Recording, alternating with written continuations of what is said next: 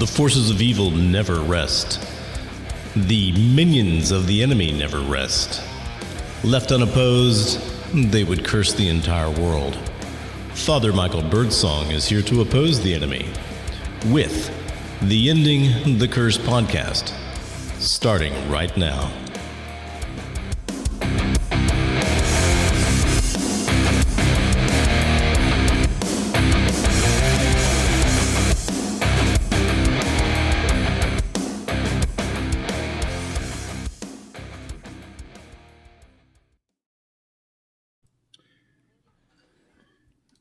Well, good evening, everyone, and welcome back to Behind the Scenes of Ending the Curse podcast.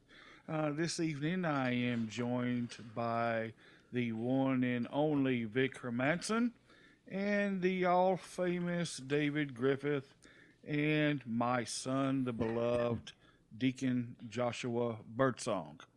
One of our past subjects was suicide.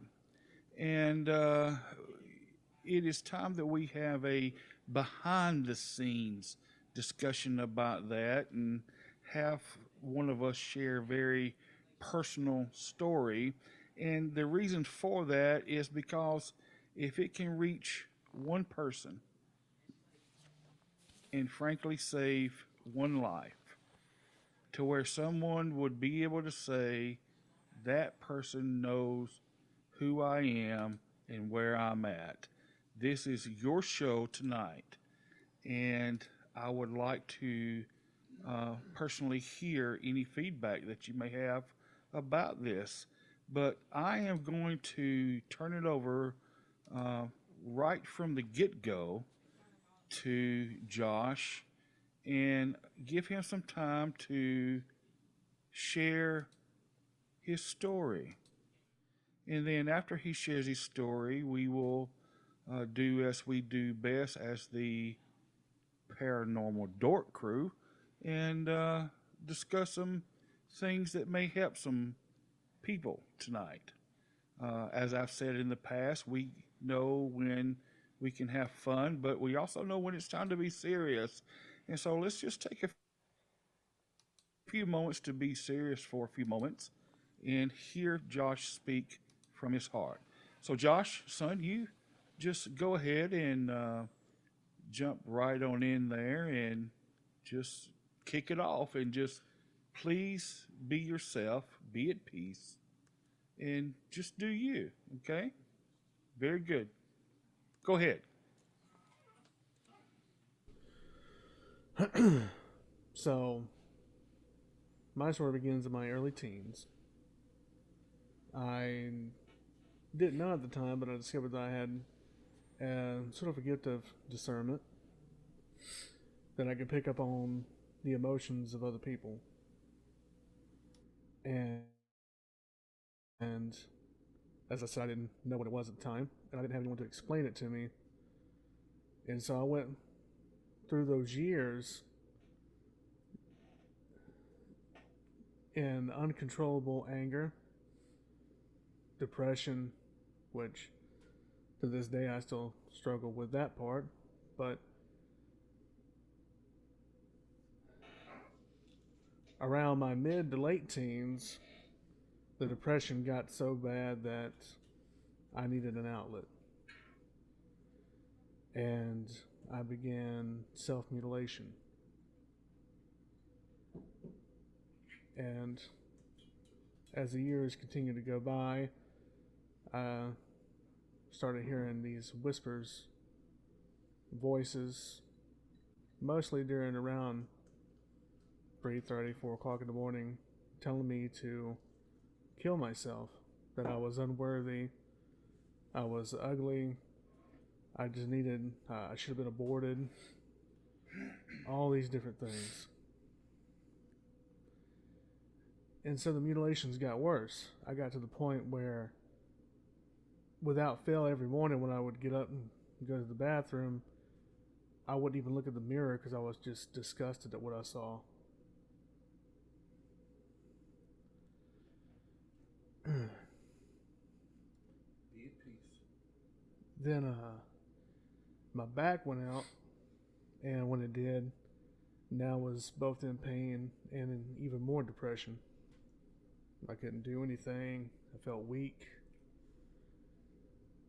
And I tried to take my life by taking a bunch of painkillers. Josh, how old were you? At this point, I was 17. 17.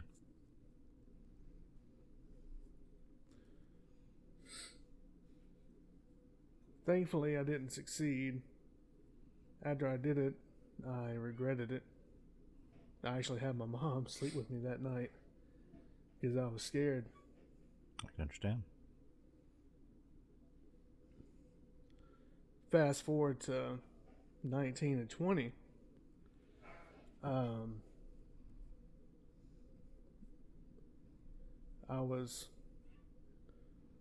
I felt alone, isolated. I began to stay in my room more. I felt like no one wanted me around them. And the voices kept getting worse and worse to the point where some nights they were just screaming at me to kill myself. And I found a new outlet. I was desiring a connection to something to get my mind off of it, to feel that void I felt in myself. Mm-hmm. And I began dabbling in witchcraft. I followed a bunch of different people, and I had a group of folks in college I used to hang out with, and they taught me a few things. And I even got to the point where it was close. I almost took that final step and made a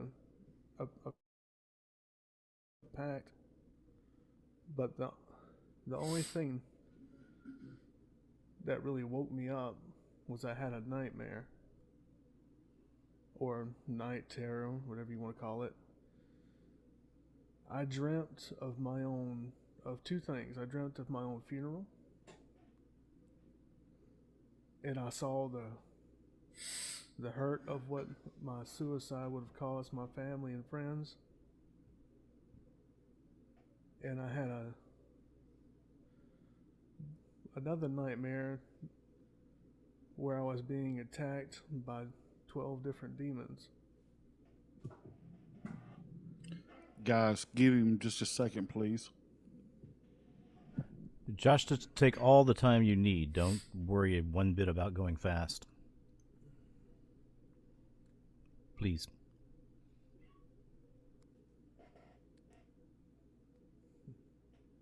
Take a breath. Calm down.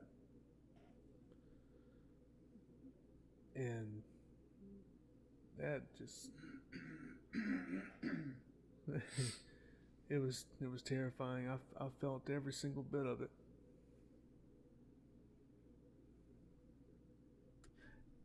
May I ask a question? Mm-hmm. Did this nightmare seem more real than other nightmares you've had? Yes. Yeah.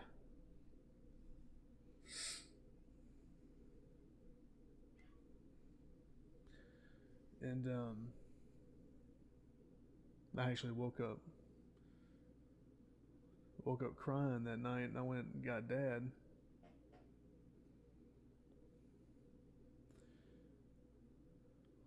If it wasn't for that, I probably wouldn't be here right now. And like I said, I still struggle to this day with depression, but not as bad. Still some lingering things. Every now and then, during hard times, I still get the urge to just go back. But that's a battle I fight every day. I don't wear shorts or short sleeves in public anymore, just because of the scars on my body.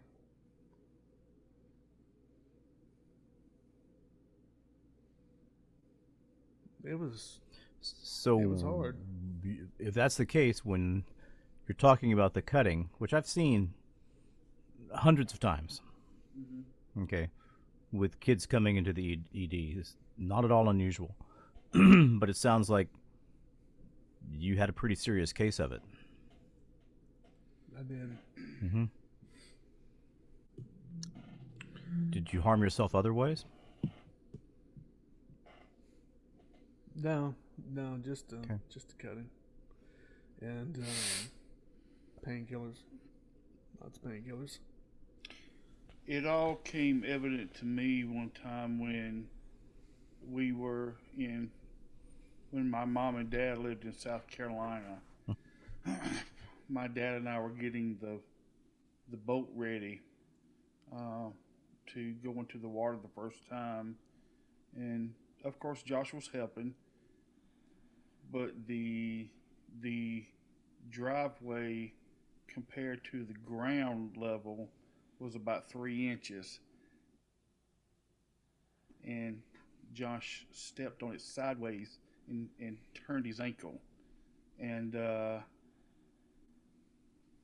of course really really messed his ankle up. And I was trying to pull up his pants leg, and he didn't want me to. Gotcha. Finally, I said, "Son, whatever it is, it's okay."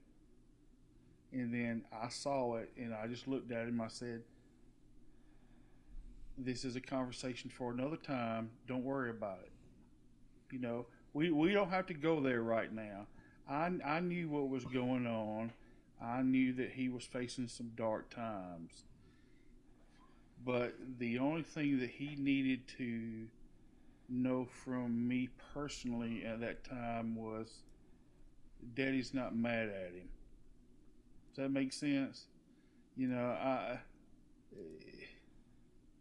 I'm not mad at you, but I want you to talk with me. And that is the reason why that he could come to me that night and say, "I got a problem." And I'm not trying to take anything away from him at this moment. I'm just giving him a break, so to speak. So the biggest thing for any parent at this time is this is not a time to be angry. This is a time to be caring and understanding, but yet listen to what is going on. Well, I mean, I want you guys to understand something. You guys know the Josh now. well, You guys know the God called Deacon Joshua Birdsong, yes. but you don't know the past. And see, what I want this episode tonight to portray is there's victory through Christ. There is salvation through Christ. And it is only through Christ that Josh is here today. So go ahead, Vic. You say what you're going to say, then I'm going to turn it back over to Josh. Well, I mean, you were talking about not a time to be angry. It's a time to be fully involved in trying to save someone's life. Is what it is. And sorry to be so blunt about that. No, you're exactly correct. But you know, when you're to that point, it's a time to try to save someone's life. So I'll be quiet now. Go ahead, Josh. Fast forward. But fast forward, I started getting more involved in the church, serving as what we call an LLM, which is just a Eucharistic minister. Licensed for church. Yeah. Mm-hmm. And then getting involved in seminary. But one of the things that really helped me more is the medal of Saint Benedict and the prayer that's on that medal. Tell him the prayer. Yeah. The prayer is Crut sacra sit mihi lux, non draco sit mihi dux. Vare retro satana. Lucum suare mi vana, sunt mala, quelibas ipse venina bibas. Which is, may the Holy Cross be my light, let the devil not be my guide. Turn back, Satan, what you offer me is evil. Drink the poison yourself.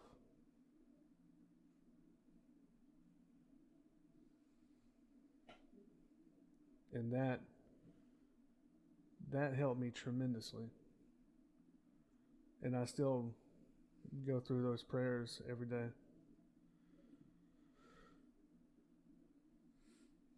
And now I'm a lot better than I was. I still have my bad days, but they're very rare than they used to be.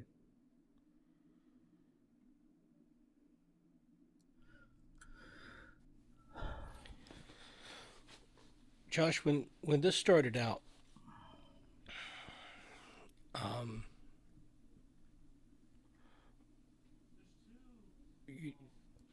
do you think that there was something specific pushing you to doing the cutting? Was there an idea that came from? I mean, of course it was demonic in nature, but mostly it was the desire to feel something. I felt severe depression like that. You feel cold, numb, Yeah. void. It just, I needed something just to feel that. And the pain it was a different feeling, it was a different emotion that would just fill that hole. So I guess, my questions are around, and, obviously don't answer anything you're not comfortable with, okay? But my questions are around the sort of the demonic part of the experience, right? So when you started at that point, you had some depression going on. Do you think that was like an idea that was implanted, or did you run across somebody else that had done that, or that idea? What do you get what I'm asking? Yeah. I mean, looking back on it now, I would say, yeah, it was probably something that was implanted. Okay. Back then, I thought it was, I mean, I did have my own choice. Sure. Is what I would have thought it would have been back then. But now, after I become more experienced, I would say it was something that was implanted. Okay. And then the whispering, the voices at night. Can you tell what that experience was like a little bit more? Was this like an audible experience to you? Is this like thoughts in your head? Both. Psychic, or It was both. It was both audible and in my thoughts. okay. Sometimes And it would start out, I would be dreaming and hear it, and then wake up and hear it in the room. And it was an extremely terrifying experience. Did it always start out negative, or did it start out, was there any pleasantness at first and then it turned bad, or it was just always It was always negative. mean negative? Always. It was always negative. Hey guys, hold on 1 second. Okay. Josh, act like I'm not here. Okay? You okay? Yeah. Okay. Okay. All right. Just want to make sure. I want him to be open and honest, even with me standing here with him. And so that's why I interrupted and said, just act like I'm not here. Yeah, that could be tough with parents. I know. Yep. Well, actually, Josh, I'll just excuse me. I'll just tell you straight up. Telling the story in the same room with your dad, with 3 people you've never actually physically met, takes monumental levels of balls. Balls. Indeed. Took the words right out of my mouth. Monumental levels of balls. And I recognize that.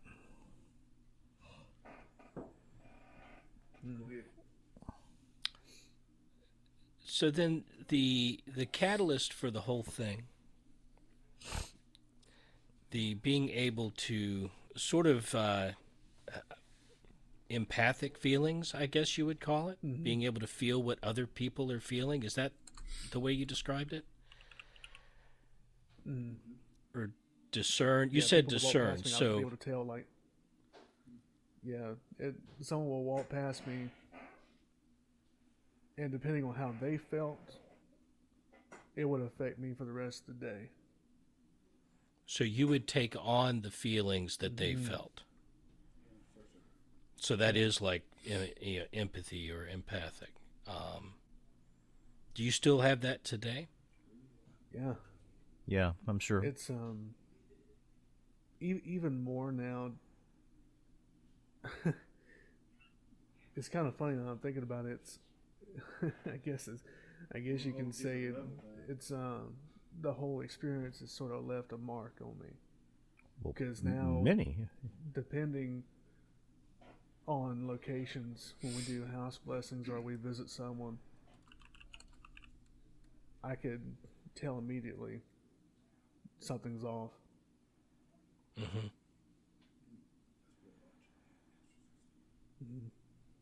And that's what increased my desire to want to get into the ministry of exorcism. Well, I would expect that that's a nice tool to have in your toolbox. At the same time, it would also be I wouldn't call it a weakness, but another point of potential suffering through the process. It's a burden, and it is an energy drain. Yeah. And That's one of the main reasons why, besides my injuries, why I'm no longer in EMS. Have you found a 'Cause, good way it's to right about- distance yourself from it? prayer. That's why I do the liturgy of the hours. Helps keep my mind off of it.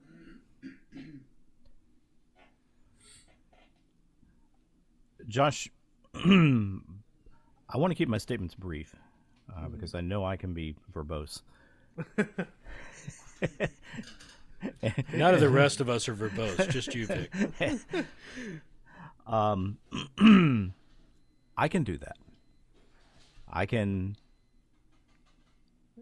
intuit people's feelings, people's mental state, people's physical state, people's emotional makeup with just the tiniest little bit of data. Just a little shift in the way their face looks, a little shift in the way that they're looking at something, a little tiny change in their voice. It's just all very evident to me right then. And it's a good thing in terms of being able to determine who needs help. It's a bad thing in terms of you can't help everybody, and occasionally you run into somebody where what you intuit is that they are genuinely evil. Yep. But there's a slight difference here, Vic. You have this uh, this sense where you can put together the smallest details in an expression, in a mood, in a tone, and figure things out just like that. But that's an analytic ability, right? I'm going to have to fall off for a second. I've got to answer this phone call, okay? I'll be back in a minute. Okay. I apologize. No problem. Hi. How are you? Well, we know where you stand on his priorities. Exactly right. No, I'm really liking the way this is taking place, and I am applauding Josh's openness and vulnerability Oh, right now. 100%. I mean, this to stuff's to be able to share tough. something like this, man, it is. I am a proud daddy right now, especially with me being present.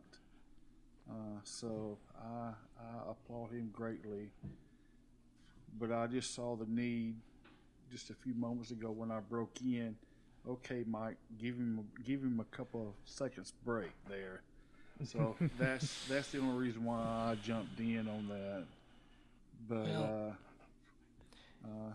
this is a every good story conversation. you tell on your past, and every time you tell it, there's a certain amount of reliving it. Mm-hmm. But at the same time, you the more you tell it, the easier that reliving gets, Exactly. right? So it becomes so the first time you tell it, to a group of people you don't know real well, that's rough. Oh yeah.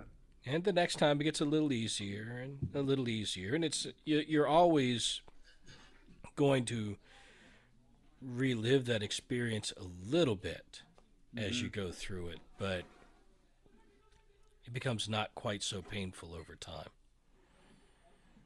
Right. Right. Well, he has. I mean, I have never hid the fact, and I'm very open and honest with him every time I say this around him. But every person that we meet that sees us together, they always they always make a comment on how bonded we are. Mm-hmm. And I tell them straight away because we are bonded. And I tell everybody without fail, he takes so good care of his daddy. I, David, I cannot express enough. And yeah, he's sitting right here in front of me, but he's heard it a million times. And I tell everybody this: he loves his daddy, and I know that. And he takes care of me. And now I want to get emotional, but but at any rate, Josh, it's not he's nice to make your father he's cry. he's one. He is one in a million, man. I'm gonna tell you, he takes good care of his daddy. On the worst of days, there's a special bond between fathers and sons. Oh yeah, oh yeah. There are many things that you know perhaps I didn't like about my dad, or I think he could have done differently, but his love for me was always there, and the Oh amount yeah, of time he spent with me yeah, showed it. And yeah. you know that was a really strong bond. Having gone through something like this, that's even that much more Well, to go through something like this the together. only thing that I knew to do, because I mean, you and I are human, and it would have been very easy, and the easy way out would have been to make a big fuss about everything and belittle him and make him feel worse than he already did. Or step back, take a deep breath, and give him some space to think and to let him know, okay, just like I did at that very moment, I'm not mad with you. You know, we'll get through this. That's all he needed to hear. But that was on my level, not on his level. On his level, he needed a little bit more than that saying. He needed fruit. He needed to know that I trusted him to seek God on his own and not through me. Does that make sense? Father Birdsong, just about everything you ever say makes sense. Well, I wouldn't say that, but that is what he needed at that time, and also I learned to, even in my own struggles, to allow him to see them. I'll never forget. God forbid either one of y'all have gout. Never have. My dad did. I have gout, and thankfully, thank God, I have not had an episode in since about 2012. Big pain. So it is, oh my God. But we were in South Carolina, and Josh was with me, and I was having a gout attack. And the only thing that I could do was listen to one song over and over and over and over and over again for about 8 hours. And of course, Josh was in the same room with me. And he heard it too. So I kept him awake about 8 hours. And he saw Daddy at his worst point of his life. But you know what? He needed to see that. Of course. Because he would see that I am just as vulnerable and weak as he was. What was the song? It was by Jason Upton, and the name of the song was "In the Silence." A very powerful song. I would encourage you to look it up after the show. But at any rate, I'm going to turn it back over to Josh and let him finish his story, and we can go back to our discussion. No, it's pretty much finished. I know Dave was saying something to Vic. Well, yeah. So what I was saying, Vic, is you developed this. It's an analytic ability, right? Your ability is to take a whole bunch of factors of cues you're seeing and put it together, and then know what that mood is, to get that impression off of them. That's different from an empathic feeling where you know because you feel it. Yeah. So if someone else is super, super sad, Mm-hmm. then you become super, super sad. And then they walk away and their day may change, but you're left with that feeling. I've known people with this before. Mm-hmm. And that's where I guess that sort of internal trauma comes from, is that you have these feelings now, but you don't have the original cause for them. Therefore, it makes them harder to work through. Mm-hmm. Yeah. What about the other side of the equation? Do you feel joy when other people feel joy? Yeah. Every emotion they feel. Okay. Joy, sadness, fear, anger. The sad part is that most of the people I was around were mostly sad. Right. Yeah.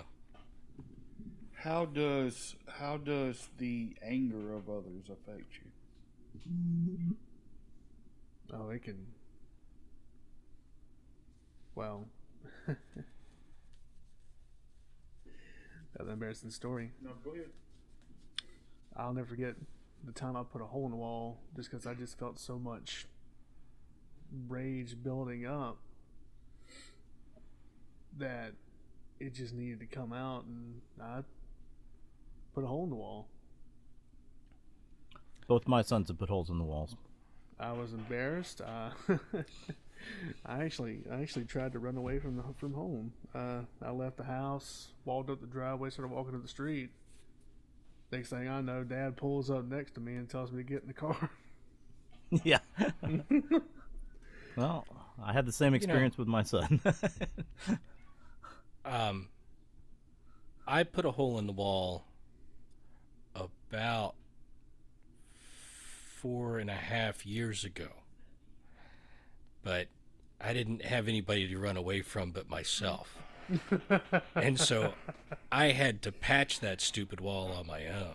Exactly. Yeah. And that was the week that I bought a St. Benedict's medal and started wearing it. With my experience with the demonic anger was how I always knew what was going on. There were other cues, but anger over stupid stuff, you know, like really like rage type anger for no good reason was always a cue. So don't feel bad. Yeah, I want to say the trigger for that was. Oh, I'm trying to remember. I think.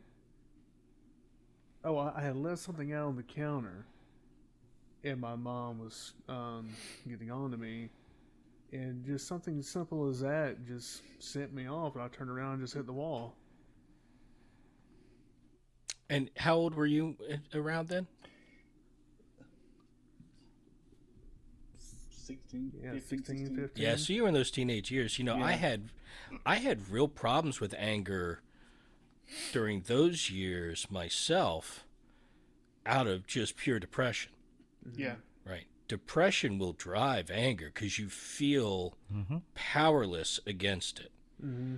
And, you know, I had martial arts, so I broke boards and cinder blocks and had a heavy bag that I would get into. Me too. And that's how I would relieve that. But yeah, I had some serious anger issues back then. Josh and his sister Jessica both did that as well. And I will funny story.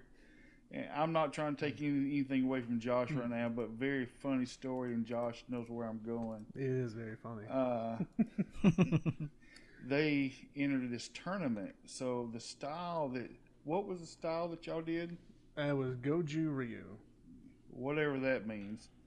And so at this tournament, the people that did the Taekwondo, they could kick you in the head, right? But in Joshua's group, because of the style, they could not hit you in the head, even with their fist. And I'm like, how is that fair? But anyway, so my daughter gets up there, and she's all of 13 years old, right?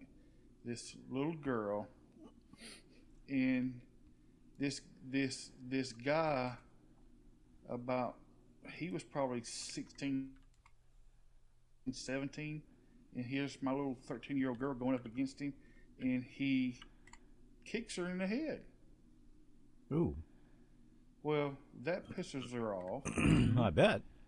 And then they go again, and he does it again, but she can't hit him in the face. And so she said, "You know what? I read her thoughts. Oh my God!" She looked at me, and I just said, nodded. "Yep, it's okay." That's what I did. I just nodded. She said, "I'm fixing to." I read her thoughts. I'm fixing to take his head off. So the judge says, "Go again," and she ridge-handed him to the throat. Now I don't know if you know what a ridge hand is. I don't know what that is.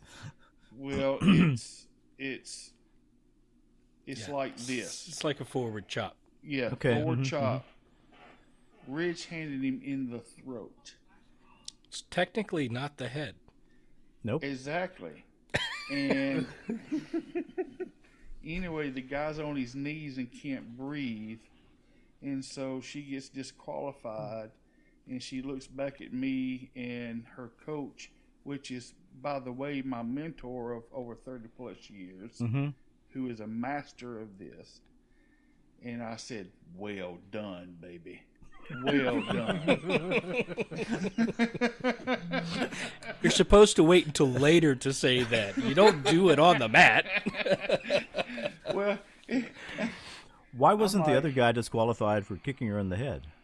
no, because it was legal for their style. Oh, okay. I have never seen a tournament. Our style was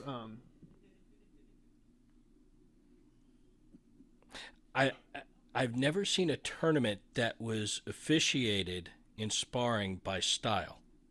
Yeah, neither have I. Usually, how could you there's do a that? set of consistent rules, and if there's style variations, it's instructor based, right? The instructor's like, "This move is off limits; you can't do it." yeah. That's interesting. Because compared to Taekwondo, where their moves more involve, kicks and high flying maneuvers, things like that. Goju is more block soft, redirect, and then hit hard. It's more of a Kita style. Yeah, it's A actually Keto. Yeah, the it's like style itself is actually based on Okinawa. it's like offensive aikido. Yeah. Yeah. And so they wouldn't let them do certain things, and I'm like, We couldn't even take them to the ground. yeah. That's wild. I will say for the listeners of the show, one of the best things you can do for your kids growing up is put them into martial arts. And once they're there, compete. Yeah.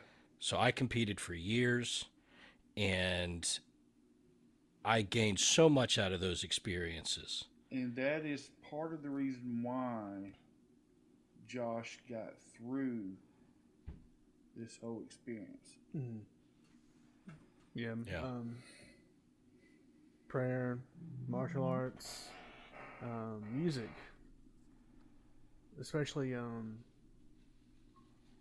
stringed instruments. I poured myself into the guitar, and I've been playing the guitar now for about 16 years.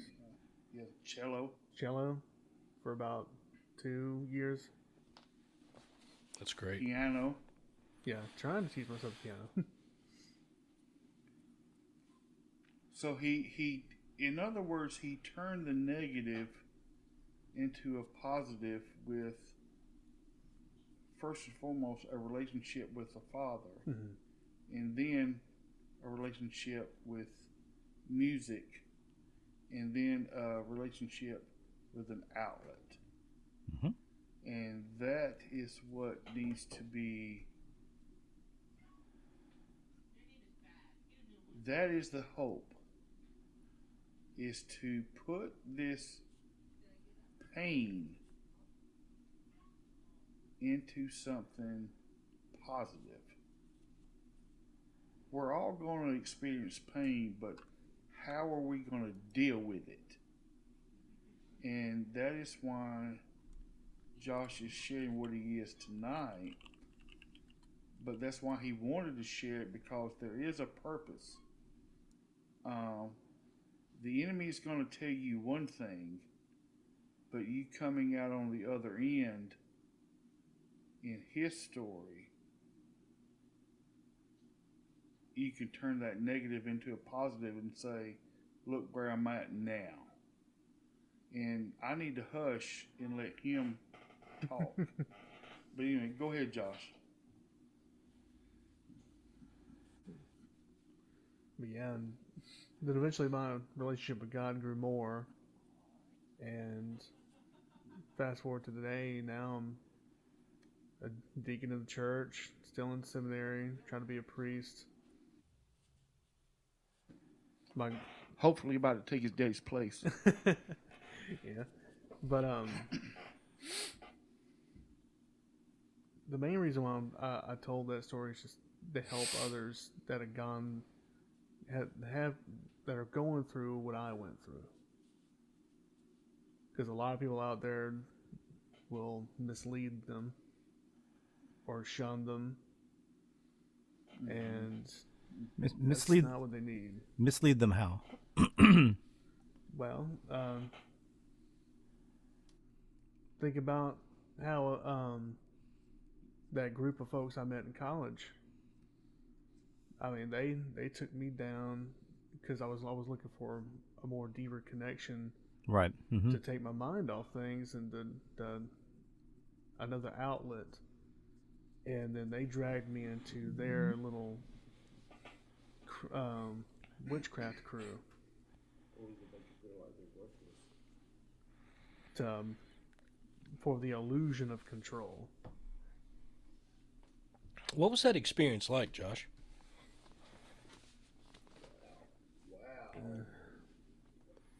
If you're willing to talk about it. If you're not, it's okay. Go ahead. Go ahead. You got it. It's they welcomed me in, and it was, in a sense, it was brainwashing. They made me feel at home. Love And bombing. then, yeah, and Yeah. the more and more they got into it, the more they tried to act like they were caring for me. Yeah. In reality, looking back at it, it wasn't even them that was talking to me. It was the things that they made deals with talking to me. That's an interesting observation. Okay, let's drill in on that some more. Well, that's a horrifying observation.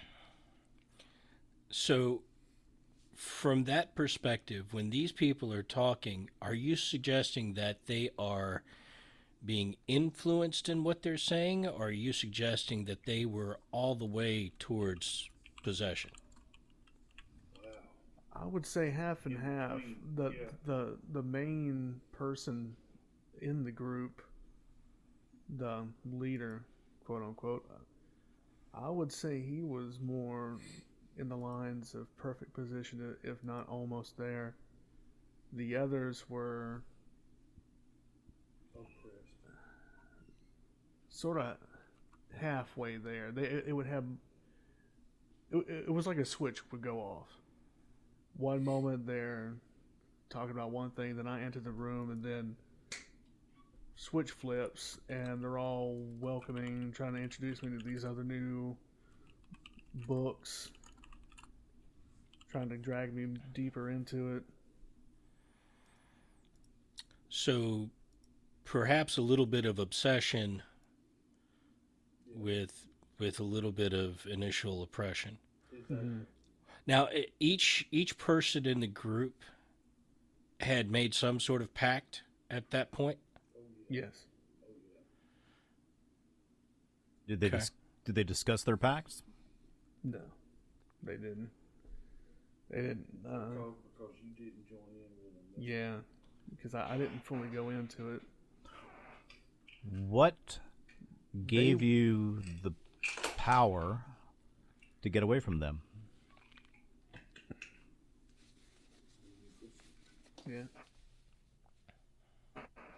Well, Dad just mentioned the Eucharist, the prayers, but it was mostly that second nightmare Right.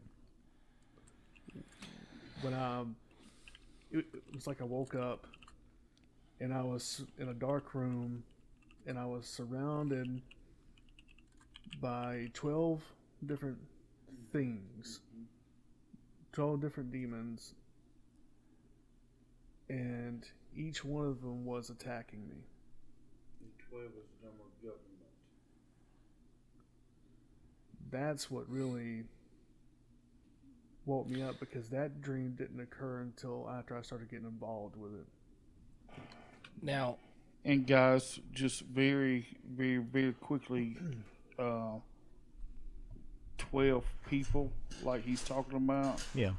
12 also represents the perfect order of government. 12 keep that in apostles, mind. 12 Yeah. jurors. Yeah. which I assume is modeled after the 12 tribes and the right, the 12 apostles and so on. A coven though is 13, correct? Yes. Now, were there 12 members in the coven they wanted you to join? Yep. And so you would have made the I 13th. would have been number 13. Right. Huh. How did they find you, Josh? I was sitting in the library, and one of them walked up to me and said, "Hey, notice you look kind of down. What's going on?" And it just went from there. Because someone actually asked me. It was the illusion that someone actually cared. Yeah, so that could be one of two things, right? That could be a recruitment of opportunity, right? Where they recognize someone who was a good target. Or the flip of that was you were already going through essentially oppression, right? they And recognized whatever each other. was oppressing you communicated with whatever's dealing with the coven and scouted you out, so to speak. So it was a targeted recruitment based on demonic activity. Yep.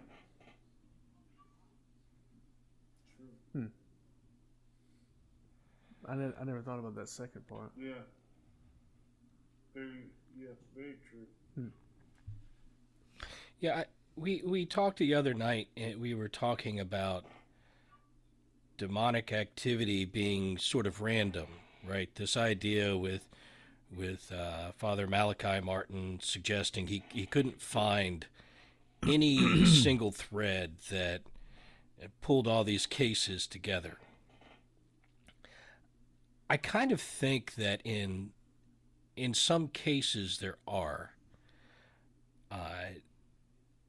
Not necessarily that there's a big grand plan, although there may be, but that there is some coordinated activity amongst demons to target people.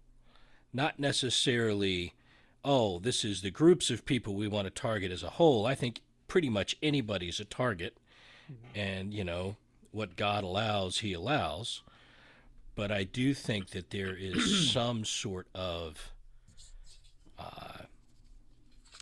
coordination of activity and targeting beyond just pure random working together. You were going to say something, Vic. Sorry. No, it's nothing important. I mean, Josh has done a really, really good job of telling the story. It's a very hard story to tell. I mean, I have practical questions. Did you receive treatment for the depression, antidepressants, these kinds of things? Yep. And none of them worked. None of them worked. Yeah. And one of the main ones being fluoxetine and other things, and it just didn't. It never worked. I've taken antidepressants on and off now for 30 years, with sometimes as long as a year or two without taking them. It's always turned out that at some point I have to take them again, and I have found that low dose Wellbutrin does the job for me, and it causes essentially no side effects. So I suppose I'll just be taking that till I die. But it does do the job. I remember a period of time when I was I was about 15, and I had that exact same feeling of I can't feel anything. Mm-hmm. There's no emotion in here. I can't get angry. I can't get sad. I can't be frightened. There's just nothing in there. I would, instead of hurting myself, the way I dealt with it was I would try to pick fights with people.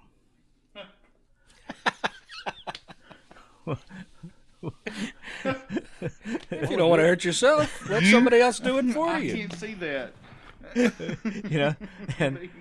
And with anybody, with my I'm mom. sorry, but hold on a minute. That's okay. Yeah. I cannot see Vic with that smooth voice that you have. That's so innocent to me to hear you talk. I mean, Well, see, that's the thing. He'll have a smooth voice when he says, "I'm going to kick your ass." there you go. Yeah. Well, okay, all right. I don't know. I'm pretty sure Vic's a little scrappy. I was quite scrappy. And I have a feeling when he was younger, he was a fair amount scrappy. Well, But- okay. So now, David, do you remember? Oh, what is it? What's the Christmas show? A With Christmas little Story. Boy. Look, there you go. I see Vic as the Christmas Story. Little Yeah. boy, beating the hell out of this guy. Scott Farkas. There you go. His name was Scott Farkas, right? Right, Dave? I think. I don't remember the name, but I watch the movie every year. Really, One of my I did favorites. too. really ugly little That kid and with the his Grinch are weird, the two required. weird red hair and yellow teeth, and I can see you right now on top of this guy. La, la, la, la, la. That's funny.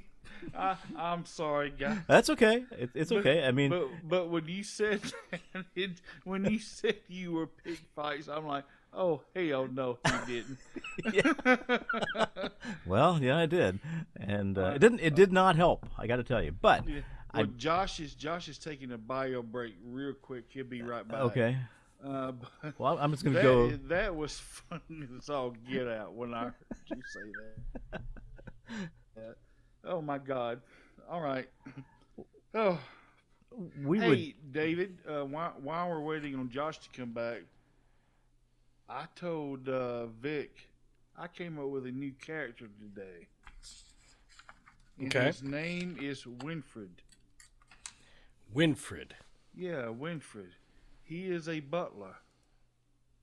That Okay. does not mind telling each and every one of us how stupid but we he's a sarcastic butler. is a very sarcastic butler. So I like it. we're gonna have to get him started. Well, I'm already working on the voice. There you go. I don't have a voice yet, but I'll find one.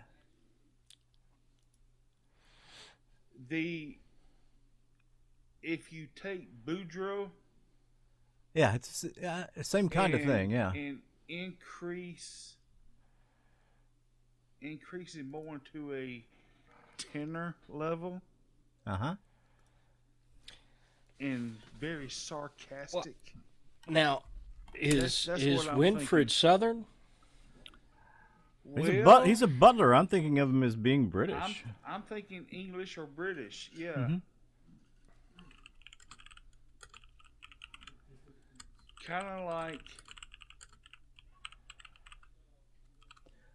Kind of like the Batman dude.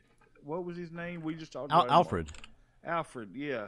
Kind of like Alfred, but with a more. I want Winfred to be very sarcastic. I'm on it. Uh, I can- true, but sarcastic, but truthful. yes. And but anyway, Josh is back, and so you guys continue to ask him whatever you want to ask him.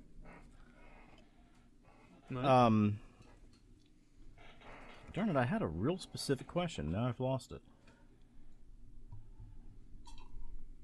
Sorry, we'll just blame Dad. There you go. Just blame me. But in this whole time period,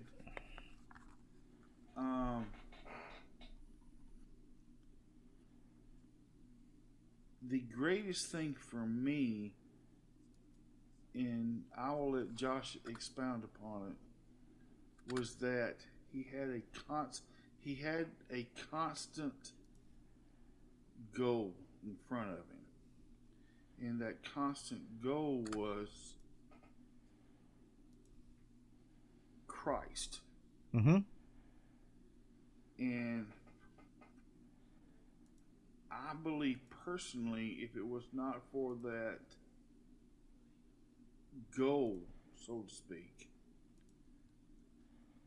that it probably could possibly turn out in a bad situation. Sure. But I will let him expound upon that.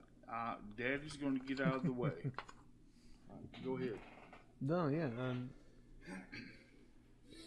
If I didn't have that in mind, and if I didn't have that dream, which I mean, it could have been. I mean, it could have been God that gave me the dream, or it just could have been the demons messing with me that night. But if I didn't have that nightmare, I probably would have fully went through and initiated myself fully. Now, I'm assuming Initiated yourself in which way? Fully going into the coven. Okay. I'm assuming at that age you're still in high school, right? No, that part was I was 19. I had just started college. Okay. And so these were college kids, you know? Yeah. College, you don't keep track of people as much. Did you see these kids after you chose not to, or did they just sort of fade off? No, so it disappeared. Yeah. Okay.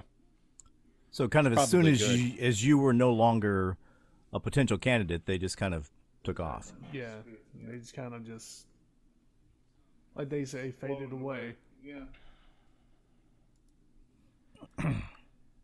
You know, it's interesting. It's a difference in the world now and the world when I was that age.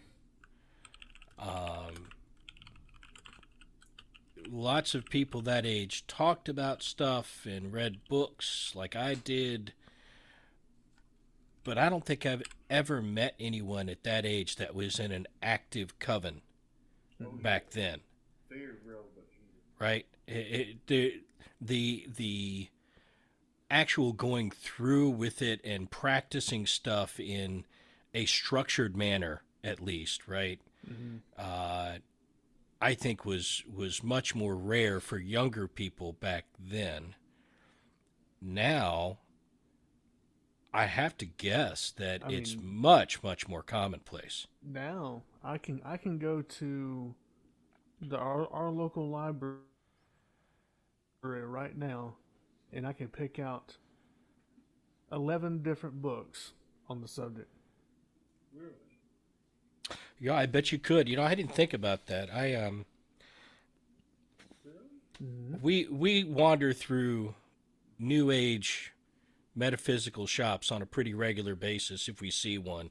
My wife likes looking at the crystals, and I like looking at the books because I'm interested to see what's out there compared to what I used to read. Yeah.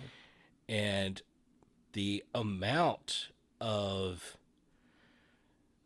ceremonial magic, witchcraft, all of these different methods that's out there that's published now is huge. Way much more compared to back then.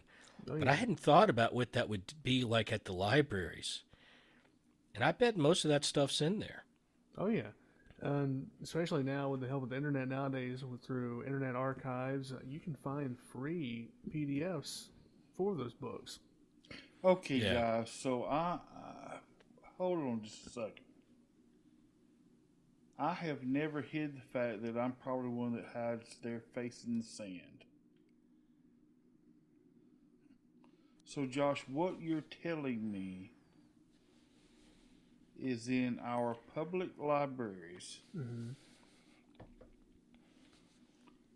there's basically manuals Mm-hmm.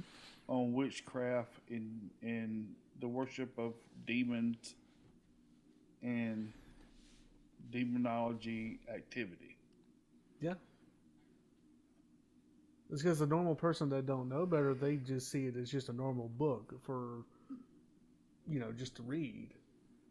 So they stock them up in public libraries. What in the world has our nation come to? That's Well- that's my question. 45 minutes away from here, over in Griffin, there's 5 different metaphysical shops that you can walk through and buy kits, starting kits. Yeah. Guys, that just This Wait is a minute, something wait a minute, that's changed. Wait a minute, I was muted. Starting kits for what? Beginners. Witchcraft for Practicing. beginners. Witchcraft for witchcraft beginners. for beginners. Yep. Look, the metaphysical shops back then would have some books and they'd have some crystals, but most of it was new agey, right? It was, be your better self and, Yeah. how to achieve higher enlightenment, stuff like But that. what Josh is explaining now, it's all Well, that's what I'm saying. That was then, yeah. right? Sometime around maybe 2000, maybe a little bit before. Again, I've frequented these shops all my life. I You did. started seeing crystal wands. Yep. You started seeing stuff with pentagrams. You started seeing ruin kits.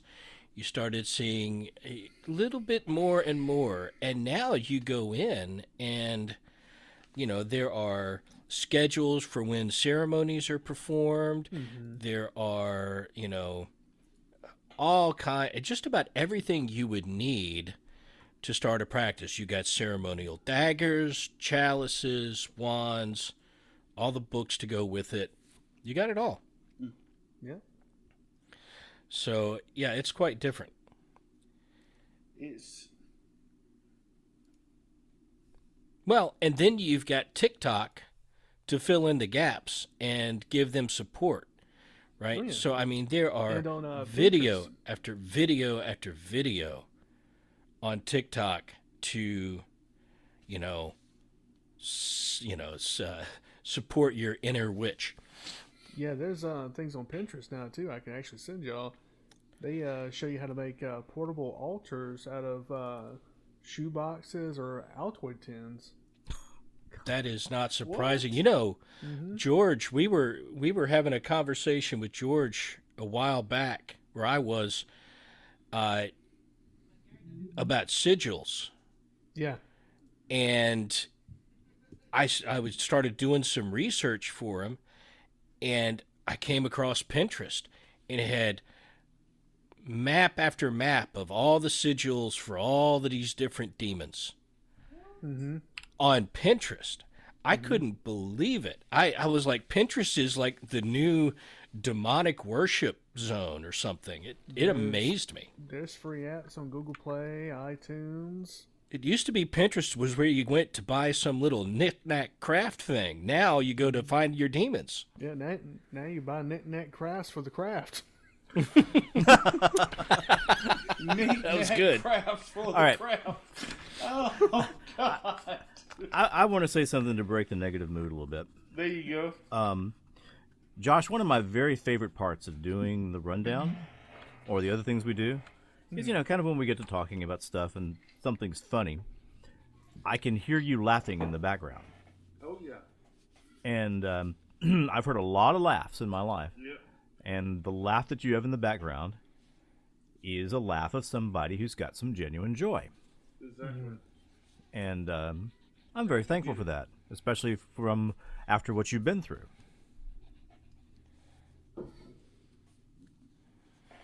Well, I guess that's the extent of my wisdom.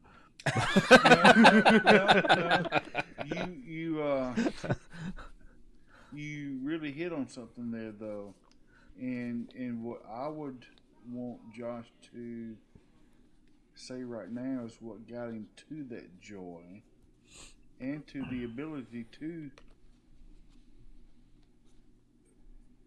not to but for us to hear that laughter because that laughter means a lot. And to watch him go through what he's gone through, me personally, Mm-hmm. to hear that laughter means so much.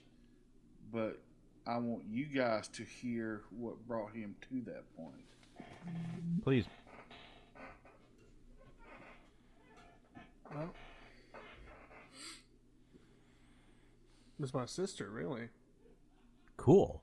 My sister, when she found out everything I was going through, she was actually the first one that figured out I was mutilating myself. Yeah. And of course, and through tears, she expressed her concerns. And I always think back at that moment that I actually did have someone that actually cared for me, and it was my family. Yeah. And I'm thankful for that. And so I just embrace the brighter things in life. Your sister sounds pretty remarkable. Mm-hmm. Yeah, she is. You were talking about her being a C.S. Lewis fanatic. Oh yeah. Oh yeah, she loves it. She Maybe has she a ought to be whole on the rundown sometime. Chronicles of Narnia series of one book. Yeah, she would make a awesome. Yeah, Jessica would make a awesome guest on the Paranormal Rundown. Josh, is she your older sister or younger sister? Younger? Younger sister. Younger sister. Yeah. He's a year younger than me.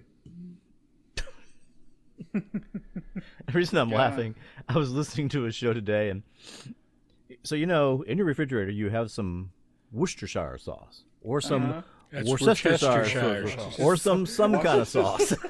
Wash your sister's sauce. That's what I heard today. Was it now? So Yeah. now I'm going to call it the Wash Your Sister sauce. Wash your sister's sauce. That's I'm thinking, okay, finally, I've got a name that I can stick with. that's right. Took me a long time to learn how to say that stuff. I still don't get it right. Worcestershire sauce. Worcestershire. Worcestershire. Josh, your dad writes books. I think, and there's no hurry on any of this, but before life gets to the point where you're so busy that these memories fade away, There you go. I think you should write them down. I agree. Or Yeah. just record them, but get them to the point where at some time, when there is the opportunity and the time and the peace, you write a book that other kids need to read. Exactly. Yeah. Yeah. It certainly would be a better book than they've got now for most of the teenagers. Oh, absolutely. I totally agree with that. Leave out the instructions for altars and that kind of thing. Yeah. It's simple. No links Solve to and burn 'em. Pinterest or Etsy. I have a question. Okay. At the risk of making it emotional, Father Mike, Me? Okay. Oh, he's gonna cry. The wind blows. I mean, what was it like for you watching your son go through this? Oh shit. Oh, did I just say that? That's the right word. we need a buzzer. Blow your whistle there, Vic. Father Mike just said shit. No, it's never happened before.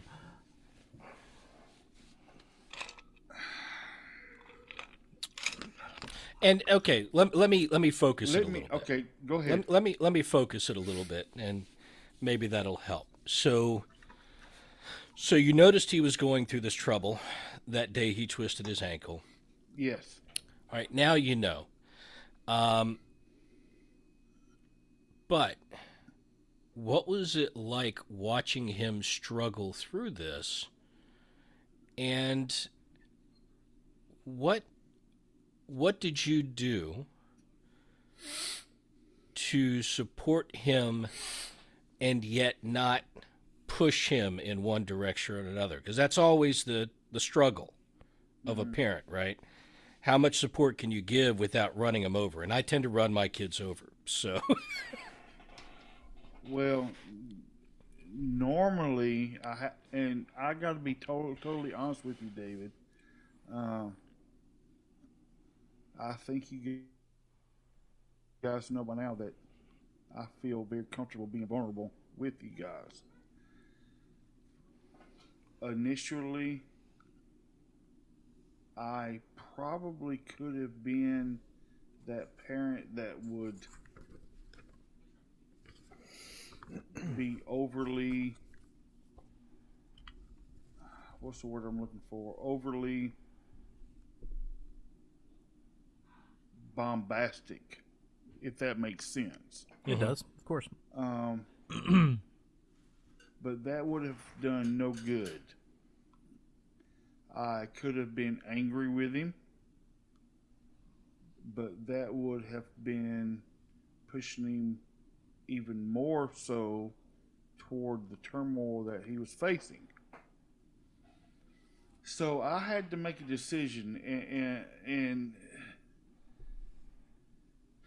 the decision that I made, well, first and foremost, I had to back off, and I had to seek God for myself, because by God, this is my son, and my son is going through something. So I was not angry with him. I was angry with the situation. You, does that make sense to you? oh yes, Oh, absolutely. So I had to step back and take a moment and shut my mind off and shut my mouth and hear from God. And let Holy Spirit tell me what to do. And what Holy Spirit told me to do was back off. And that goes against every human thought that we can ever understand. Why would I back off? I had to back off so that God could work. That's a pretty darn good quote right there. And that was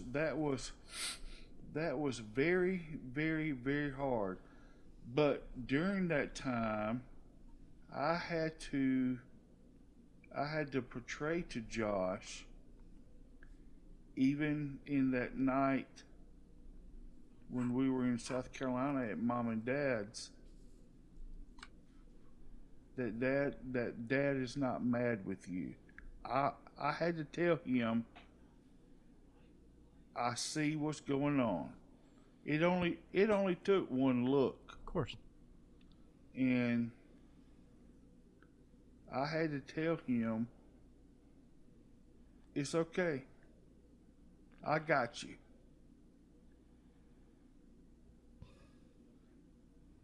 I'm not going to fuss at you. I see him. Let me take care of your ankle. And he had to take a step also to trust me in that. But I did not fuss at him. I did not belittle him. Now we spoke about it, but when we spoke about it privately, not around anyone else, not in an audience, just he and I. And I believe personally it was that approach that broke the yoke of the enemy, as the scripture would say. Because he knew at that point to where, well, he needed to know, and Josh, correct me if I'm wrong, but he needed to know that I wasn't mad with him. You know, and I could have been,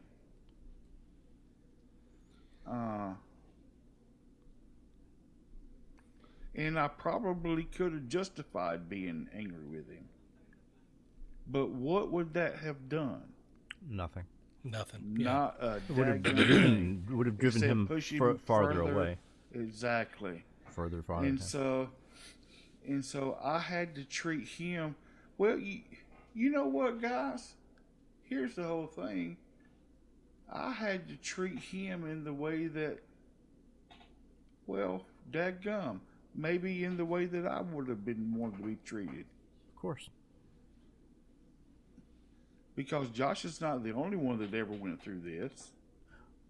I No. never went through self-mutilation, but You went through a lot of pain. I went through a lot of shit. Well, there you go. There you go again. Have you ever seen? Have you ever seen the movie? What is it? Alien 3. Yes. Okay. Where Yes. they're in this mining colony and Right. Prison Planet. the prison planet, and Newt is dead. one of the prisoners says something like, I don't know. It's like, what the shit is going on here, or something like that. And one of the other prisoners says, "You can't say that," and he says, "Shut up! It ain't against God." That's fun. And he's right. And sometimes it's the right word. Well, you're right. Sometimes you just gotta say shit. Yes, it ain't against God. Josh, That's right. just questions that come ahead, Josh. from Victor's mind. When you actually injure yourself, when you cut yourself, okay, you feel the pain, obviously, and there's something in that pain, and it probably gets you back to some kind of more stable state. How long does that last? Not Good long. question. Not long. Yeah, I wouldn't think very long at all. And I think I would assume it'd be kind of like most addictive drugs. At first you get 30 minutes of high, Yeah. then you get 20 minutes of high. Yeah. That's exactly how it is. Yeah, and pretty. Myth. Vic, when you picked fights, how long did those fights tide you over? Look, I was not in anywhere near as rough shape as Josh was. Josh, But I think was, the principle's the same, right? Exactly. It's a vent. It's Yeah, a relief it's a vent. of pressure, That is a and very depending good on the observation. severity, Yeah. depends on how long that pressure needs to be released, or how quickly it does. And I mean, it's a horrific thing to go through, but I understand it. I do too. Right, I understand, and I've heard many times in stories that people have told about cutting. It's almost always for the same reason. It's to feel I something. felt numb. I Right. could not feel anything, which is sort of the reverse of what you think. It's like this self-loathing. I hate myself. It's because you don't feel anything. Pain, anger, anything is better than that numb feeling. I mean, the 9 Inch Nails song and the Johnny Cash song. Yeah. Of course. I mean, look, that's one of those songs like All Along the Watchtower. So Bob Dylan wrote All Along the Watchtower, and then Jimi Hendrix comes along and does it. Does it? And there was this interview, and somebody says, Mr. Dylan, what do you think about Jimi Hendrix covering All Along the Watchtower? And he said, well, it ain't my song no more.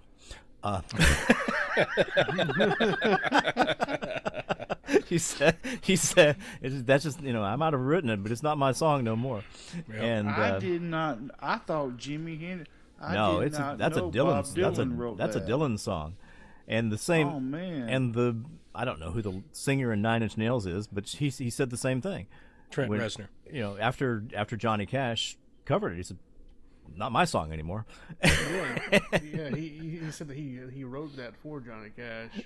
In a sense, is what it felt like. Yeah, Yeah, that's exactly how yeah. he described it. Yeah. Yep. Really? Josh, Yeah. thank you. To me, it's a very humbling feeling to know that someone trusts me with something that profound. Um, Certainly hope there's never any occasion where someone you do trust with that doesn't treat it with the respect that it deserves.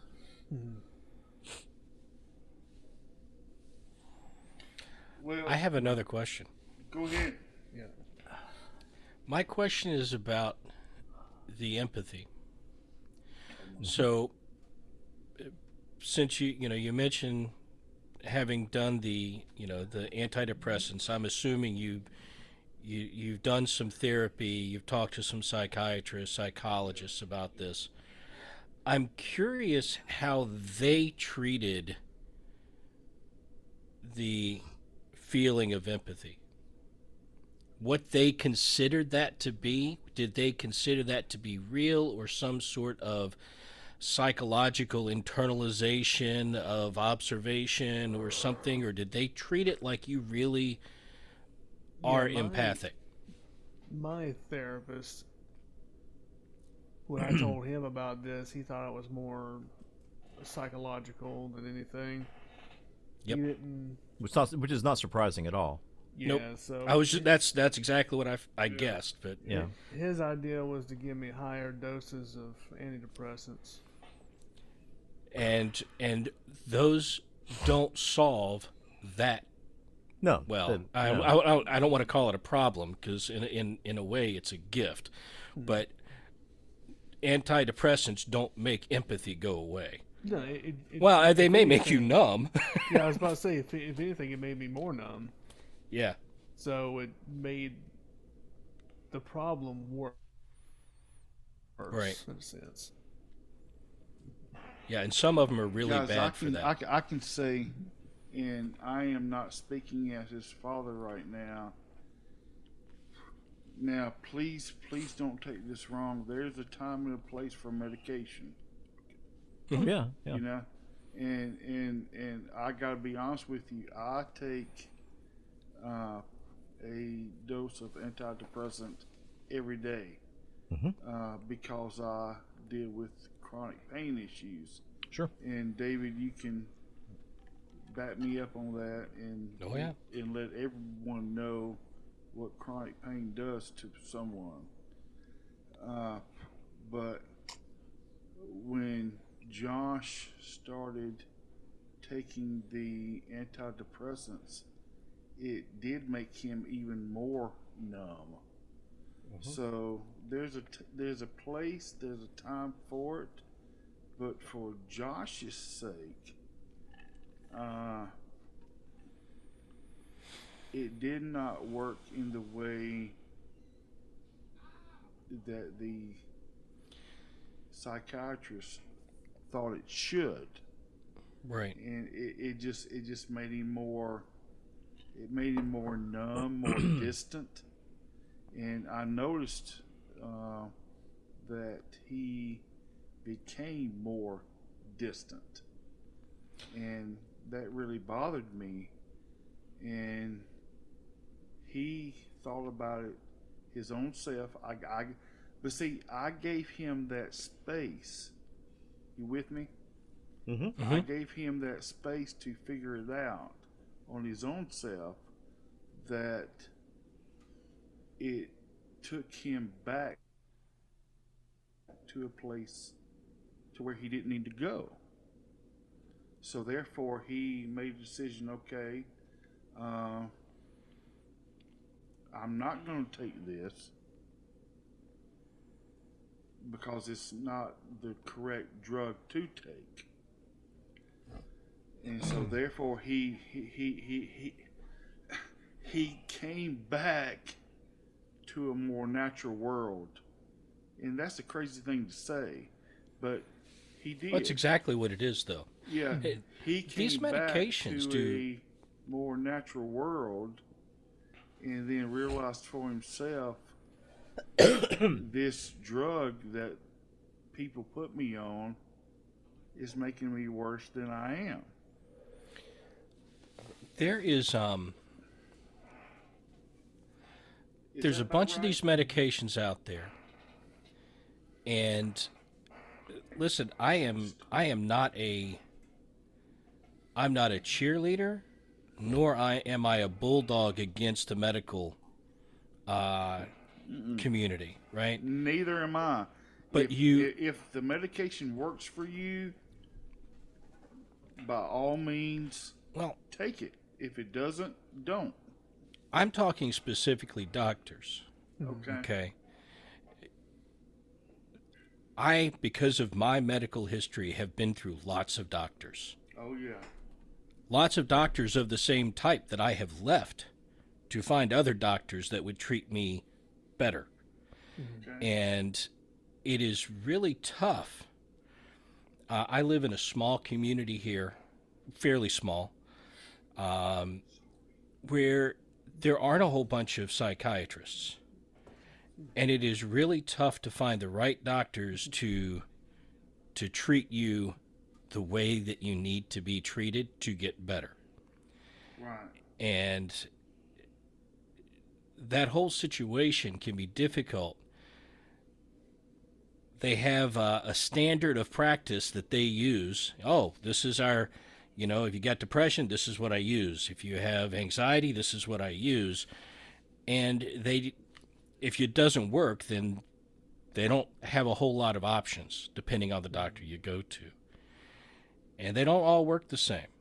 And so it can be very frustrating going through treatment. And if they don't work right, they do make the problem worse. Exactly. Yep. So and you're right. When you come off of them, you do come back to a more natural feeling. Well, that's just like before. Excuse me, Vic. That's okay. And I really want to hear what you guys say. No problem. But let me put it into a very even lower level so that everyone will understand. I have been taking prednisone for about 2 months now. Mm-hmm.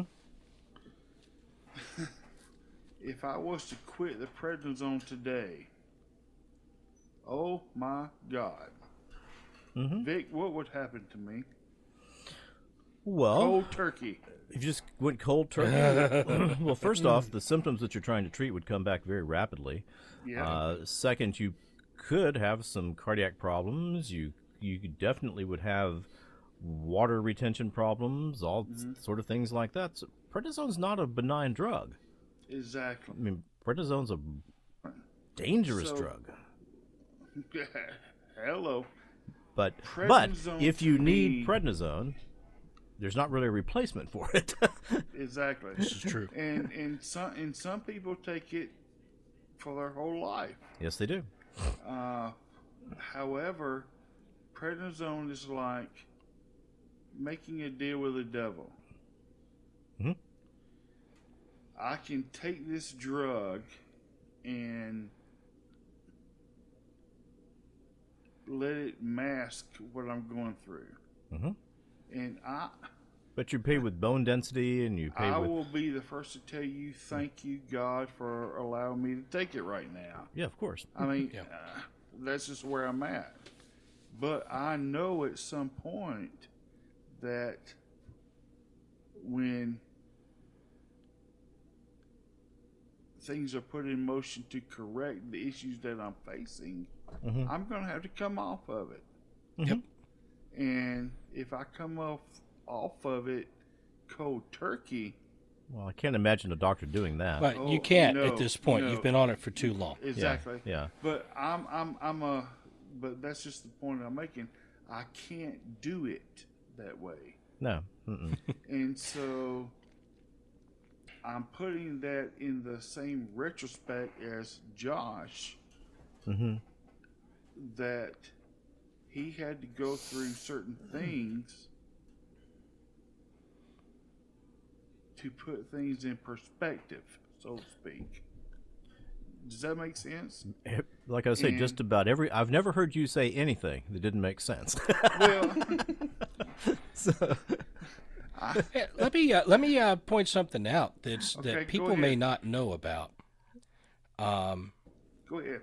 I know someone who needed to take an antidepressant for Mm-hmm. some anxiety problems, you know, and they were having all kinds of problems getting the right one. Right. There is now a testing out there, genetic testing, called GeneSight,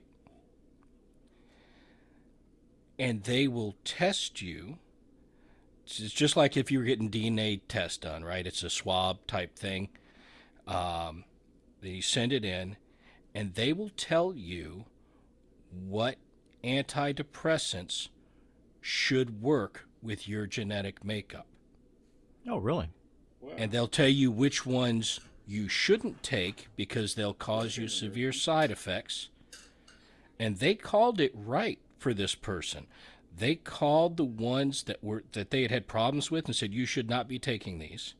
Wow. And the first one they tried off the list that said this is a win for you worked. Wow, Wow. that's Very excellent. interesting. I didn't know that. Now, it's not, I mean, it's not cheap. The company charges, like, if you have to pay out of pocket, it's like a $350 fee. Oh my God. Insurance, that's negotiable depending upon how much insurance will pay. It's relatively new, so insurances don't like to pay for it. But I can say from one experience, now that's that's a very small sample group, but that technology is getting there. It's interesting. Well, one of the greatest things. Okay, I'm gonna break script Didn't know we had one. here for just a moment. One of the greatest things about the group that we have, the 1, 2, 3, 4, 5 of us, well, 6 counting me. One of the greatest things that I like is that we can be honest and upfront with one another. And David,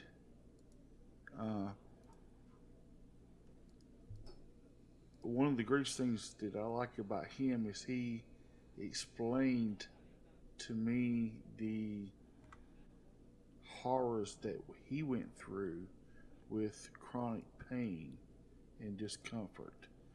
And that led me to the fact that, see, the whole time I was taking oxycodone just 2 times a day, that did nothing for me. But for some reason, I felt guilty for even taking it. Now, where the heck did that come from? I know exactly where that came from. Okay, so You watch any news story out there right now, exactly. and they will tell you how bad the opiate crisis is and how all these people taking opiates are destroying our society and killing 150,000 people a year, when what's doing that is fentanyl. Yes, Yeah. which is mostly coming So- from China. Correct. So that led me to discussing even more with my doctor. Okay, this is not working. Something's, I cannot continue to live this way. And his reaction was, why haven't you told me sooner? That's what a good doctor would do.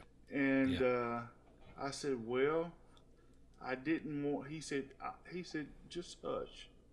That was his exact words. He said, just hush. He said, quote unquote, you didn't want to be that person. I said, yep, that's the truth. And you were actually there that day, wasn't you? No, you were. No, it was Jim. Okay, but it just opened up a new door for me because he explained it to me. If you take it the way that I tell you, if it says take blah blah blah 3, 4, whatever between these hours, he said you don't have to worry about anything. And when it comes time to come off, I'll help you. But we have demonized that whole situation. What to they where never people talk feel about. guilty of it. What they never talk about is the good that it does. Exactly. And the fact that if you have chronic pain, if you have serious pain on a regular basis, Yeah. the pain medicine does nothing to you No. except stop the pain. The only thing it does to me is help the pain and keep me awake for 24 hours a day. Keep you It awake does 24 hours. affect some people like that. But the thing is when it does start knocking you off your feet, you'll know that your pain has gone down. Yeah. And you'll be able to reduce your dose. Yeah. Right? I mean, that's how it works for chronic pain management. And you got to get a good doctor to manage it for you. The only thing that I'm facing right now that I don't like is the effects of prednisone. Yeah. Because my face looks like a friggin' balloon all the time. Yep. Yep. That's one of the effects. That's the only thing. But at any rate,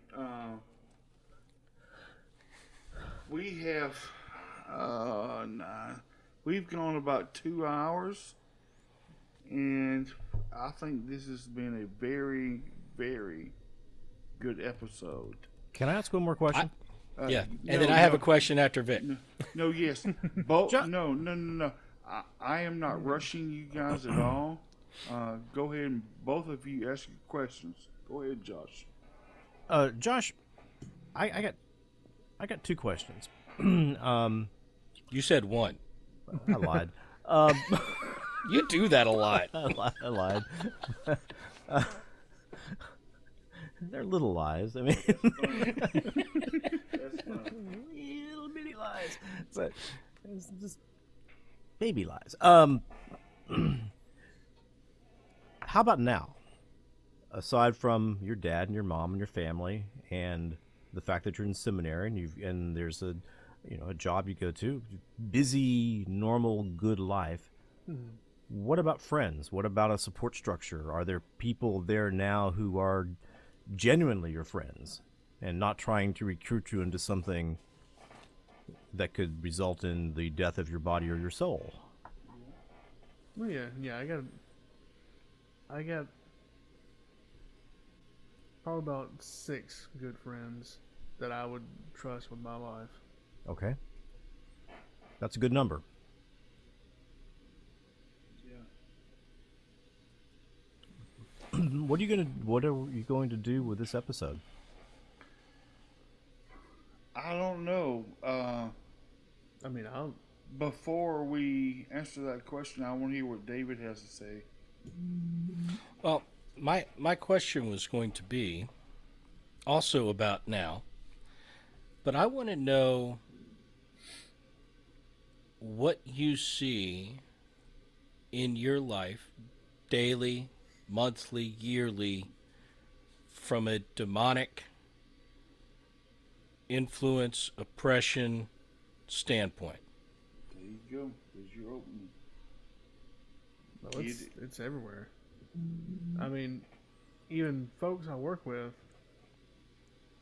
there's some in there I can tell that they're going through some things. They're being deceived. I'm just I don't beat them over the head with anything. I'm there for them, and if they want to talk, then we'll talk. What about for yourself?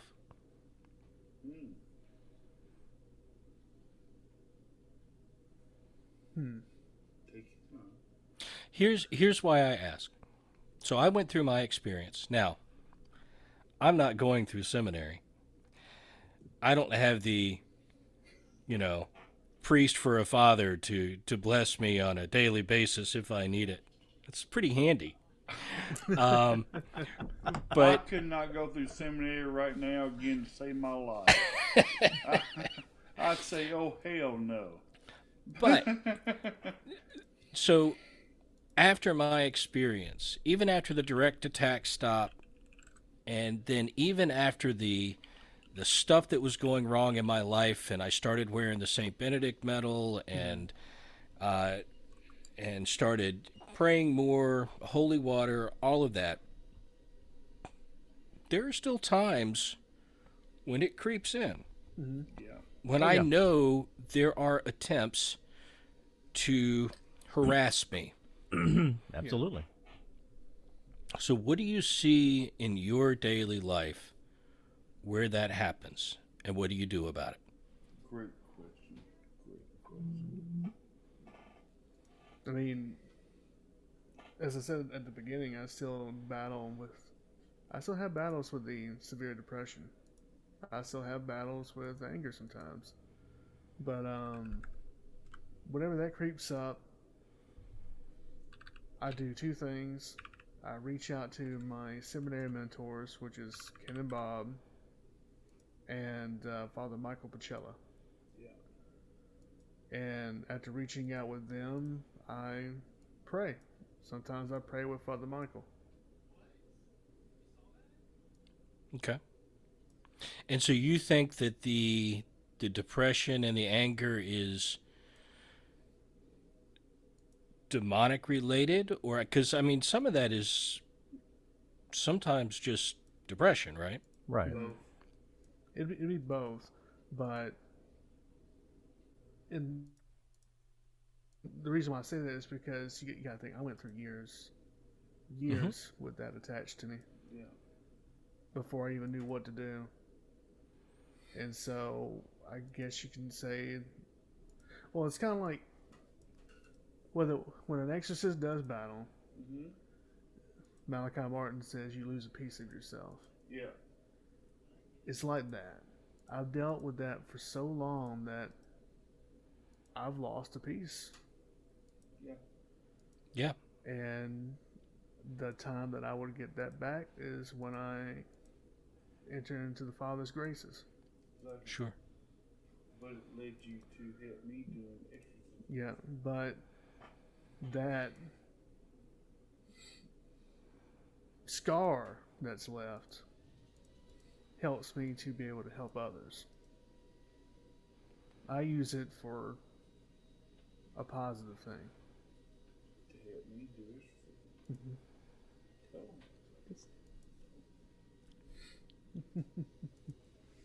Dave's laughing. Come on, Dad, let him tell his own story. No, I hear what you're saying. I think that's good. I was just curious. Sorry. But I was just curious if you had any other stuff happen.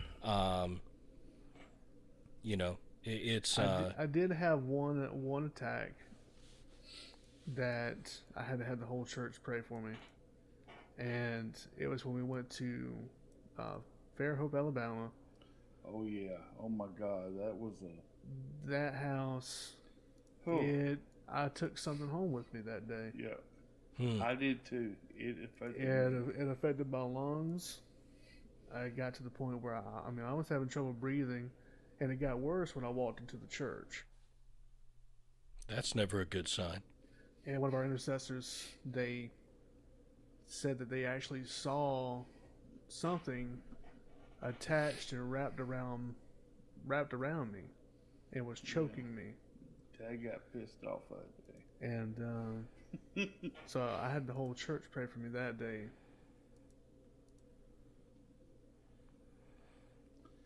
What he's talking about is Josh's whole experience has led him to be the exorcist that he is today.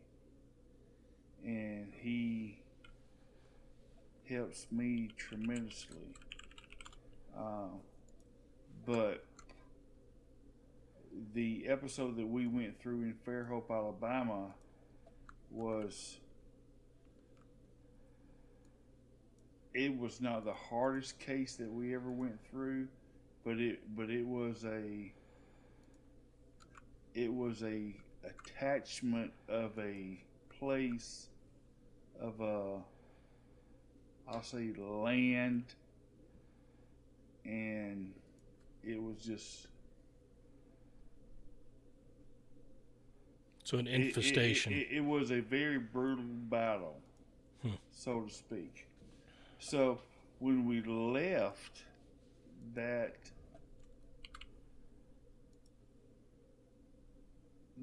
bondage can tend to affect and attach to the people that are actually breaking it. And that's what happened to Josh.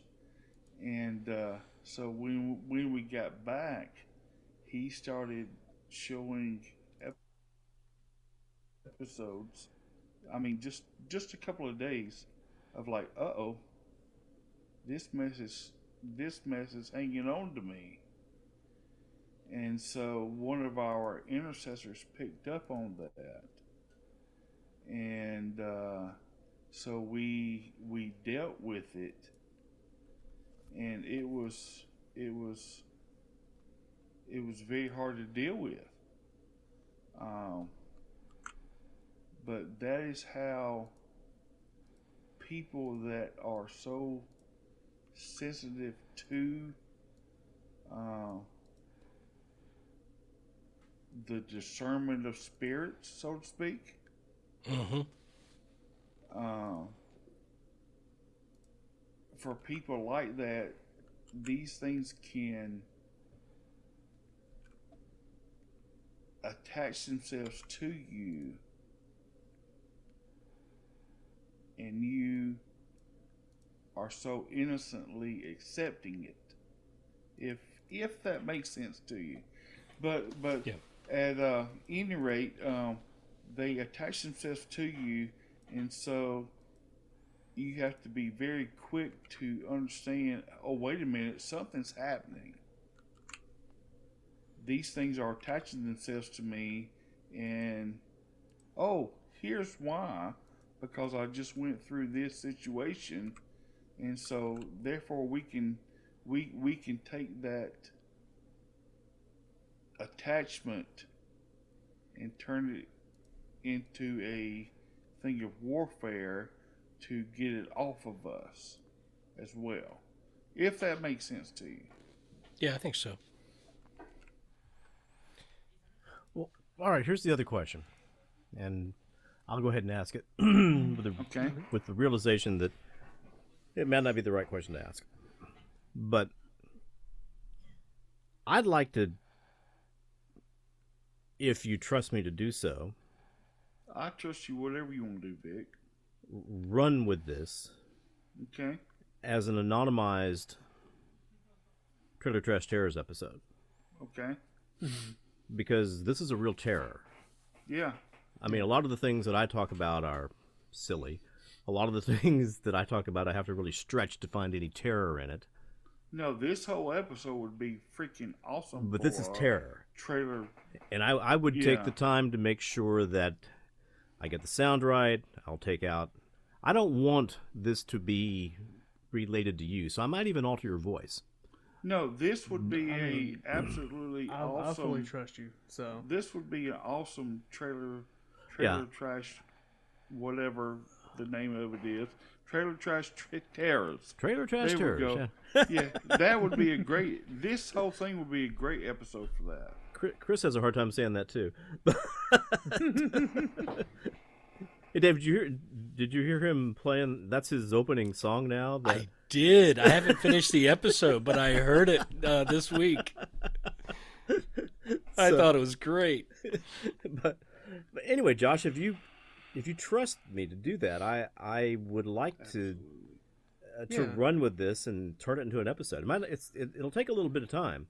I won't be able to do it in a day or two, but I think that'd be a good episode. Absolutely. Yeah, I trust you. If I didn't trust y'all, I wouldn't be saying any No, of this. no.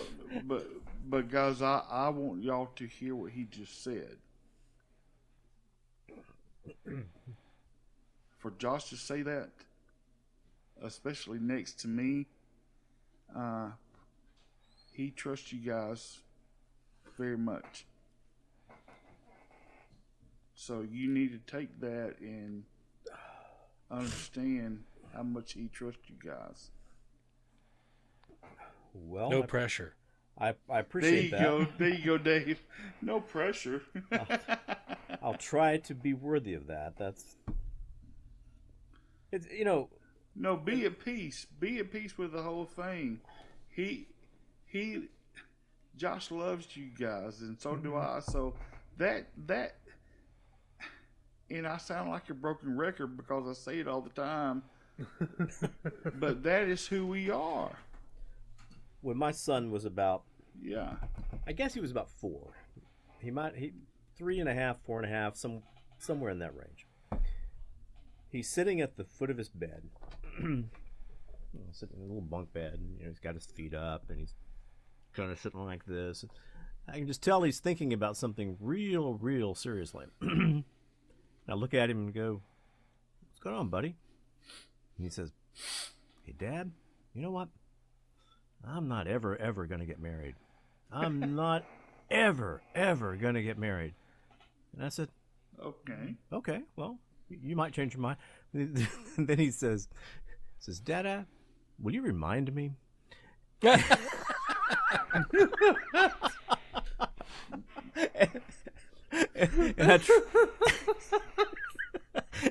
I tried real hard to not laugh, and I didn't.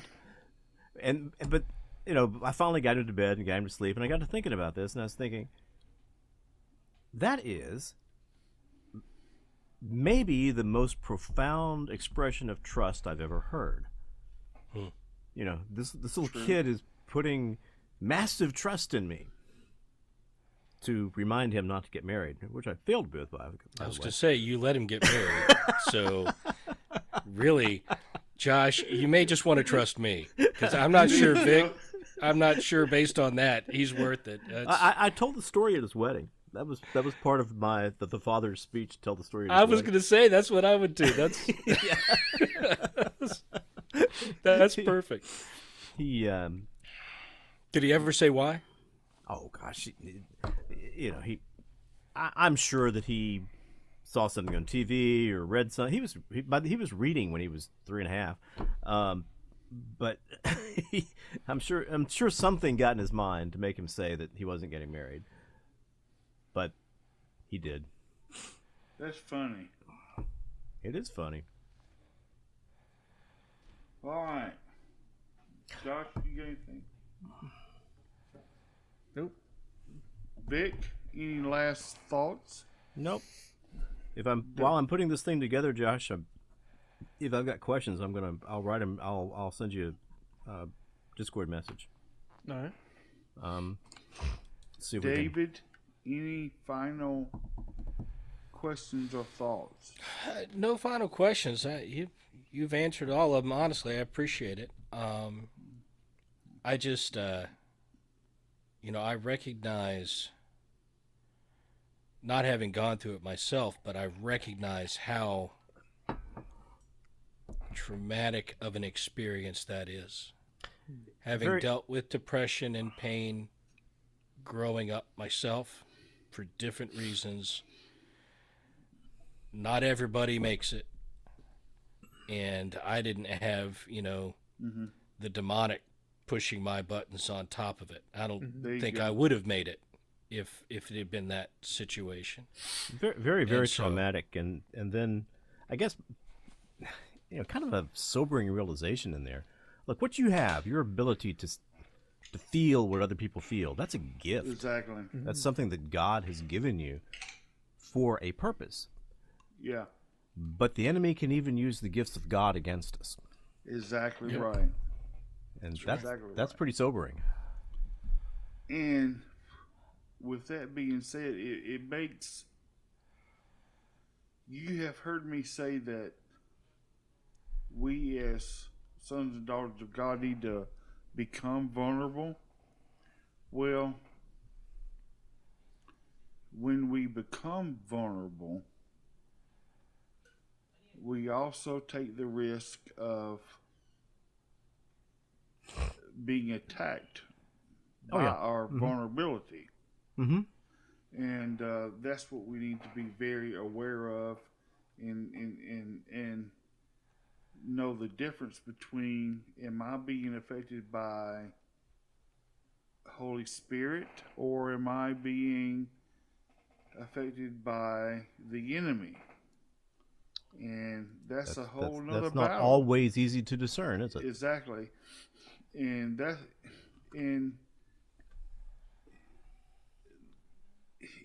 very interesting, Vic, because discernment,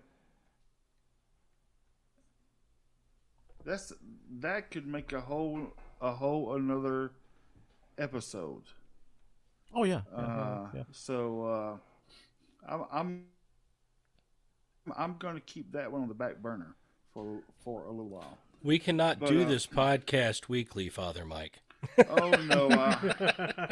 Your episodes list is getting long. I may even catch up with Vic on the Paranormal Rundown 666. But anyway, Well, no, no, 1,007 1,666. 1,712. Yeah, no. Okay. See, once again, Father Mike, Vic He lied. Yeah, he lied. He said, "I'm going to stop at 1,666," and at the time I said, "No, you're not." That's right. That's right. He's like, "No, I'm done." The spirit is willing, the flesh is weak. There you go. There you go. January, we're going to be at 1,800. Yeah, Josh said by January we'll be at 1,800. But It's the Paranormal 2000. It's just a question of how long we get there. We'll get there. It's just harder and harder to get good topics now. well, you just said it, David. The Paranormal 2000. So we'll be at 2,000 by January. I'm probably sure. The wife is getting up, and I'm probably Okay, well, give Mrs. Birdsong my salutations. I will. Do. Josh, I'm honored and I'm proud of you. And he's pulling the microphones away from his Okay. face, helping his mom, but I will let him know that, and it'll mean a lot to him. what Okay. you just said. All right. Talk to you guys later. All right, take care, guys. Take care. Bye. All right, bye bye.